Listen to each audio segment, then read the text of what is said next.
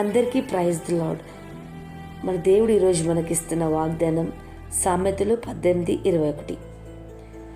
జీవ మరణములో నాలుక వశము, దాని యందు ప్రీతిపడువారు దాని ఫలము తిందురు. సామెతల పుస్తకం సొలొమోను రాసిన జ్ఞాన గ్రంథం. ఇది రోజువారీ జీవితంలో నీతి జ్ఞానం బోధిస్తుంది.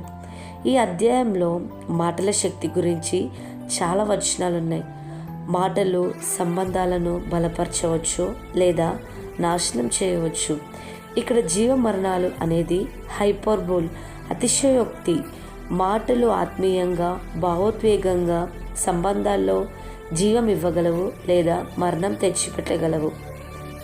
మన మాటలు శక్తివంతమైనవి.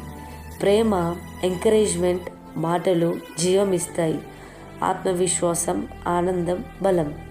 కోపం, గద్దింపు, నింద మాటలు మరణం తీసుకొస్తాయి. దుఃఖం, విరోధం, గాయాలు. మాటలను ప్రేమించేవారు అంటే జాగ్రత్తగా లేకుండా ఎక్కువ మాట్లాడేవారు దాని ఫలితాన్ని మంచి లేదా చెడు తప్పక అనుభవిస్తారు.